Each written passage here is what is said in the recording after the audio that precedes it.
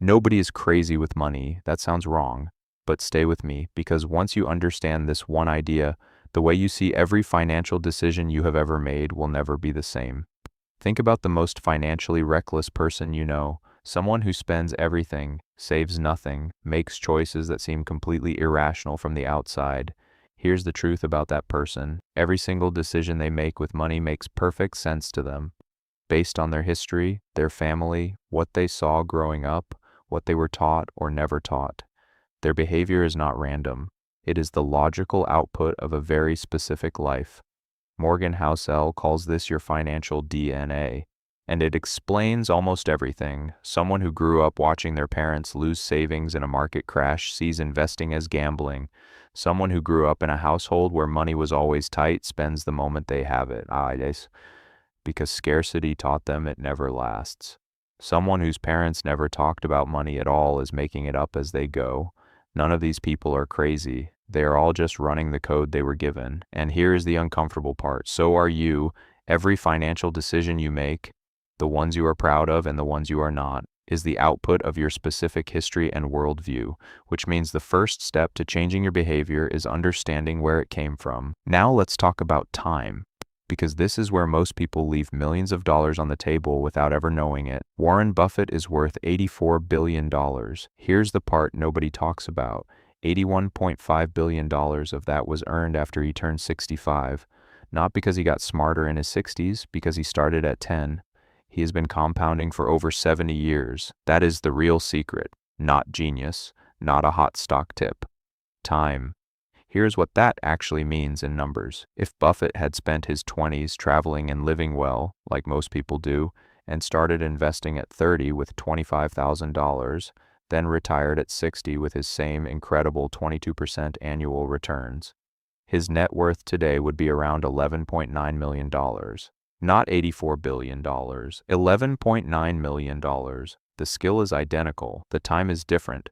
The result is 99.9% smaller, and if that doesn't convince you, consider Jim Simons, a hedge fund manager who has compounded money at 66% annually, more than triple Buffett's rate.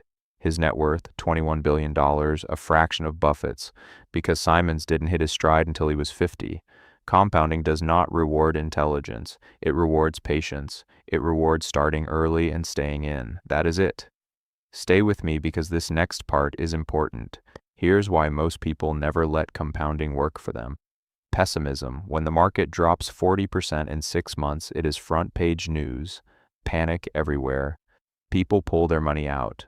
When the market climbs 140% over 6 years, almost nobody notices. The gains are slow and quiet. The losses are loud and fast. Our brains are wired to respond to threats faster than to opportunities, which means we consistently overreact to bad news and undersell good news.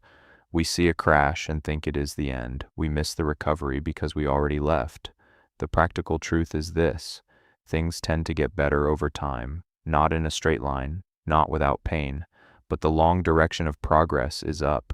And the investor who understands that and stays put almost always beats the one who tries to time the market around the fear, now, luck and risk.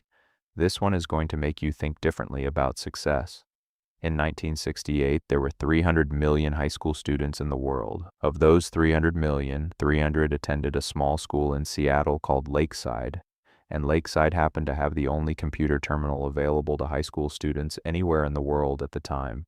One of those 300 students was Bill Gates. The odds of being a high school student with access to a computer in 1968. 1 in a million. Bill Gates hit that 1 in a million. But there was a third student in that group, Kent Evans, just as smart, just as visionary. He could very easily have been a co-founder of Microsoft alongside Gates and Allen. But Kent was killed in a mountaineering accident before he graduated. The odds of a high school student dying in a mountaineering accident, also 1 in a million. Same school, same intelligence. 1 in a million luck up. 1 in a million risk down. 2 completely different lives. Housel's point is not that effort doesn't matter. It does. But success is never purely the result of skill. And failure is never purely the result of bad decisions. Luck and risk are always in the room. Knowing that should make you more humble about your own wins and more compassionate about other people's losses. Stay with me because this next part is important. True wealth is not what you see, it is what you don't. Someone driving a luxury car looks wealthy, but you have no idea if they own that car or if it owns them. Real wealth, the kind that gives you freedom, is the money you have not spent. The investments sitting quietly in an account, the emergency fund that means a bad month doesn't become a disaster. Wealth is invisible by definition, which is why we are so bad at modeling it. We see the spending, we model the spending, we buy things to signal success to people who are doing the same thing. And the actual wealthy people, the ones with real financial security, look, from the outside, pretty ordinary. The only way to build wealth is to spend less than you earn and let the difference grow. That is not a complicated idea, but it requires resisting the most powerful social pressure there is, the pressure to perform success instead of actually building it. And finally, know when enough is enough. This is called the hedonic treadmill. Every time you hit a goal, the goal moves. Every upgrade becomes the new normal. Every raise gets absorbed. The bigger house needs bigger furniture. The faster car needs a faster one next year. Bernie Madoff had hundreds of millions of dollars and still committed fraud for more. Not because he needed it, because he had never decided what enough looked like. The people who win with money long term are not the ones who earn the most. They are the ones who decided what enough means to them and stopped running when they got there.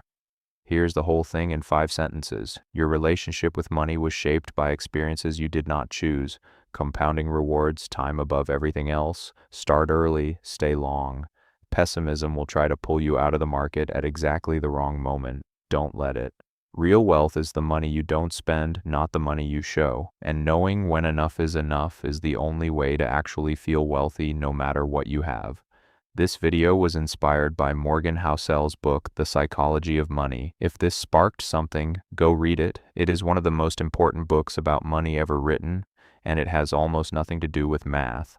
If this video helped you see money differently, subscribe to Play Richly, a new video every week, real ideas, no fluff. And next week, we're going back to Babylon for the second law of gold, the one about how to make your savings grow. You will not want to miss it. See you there.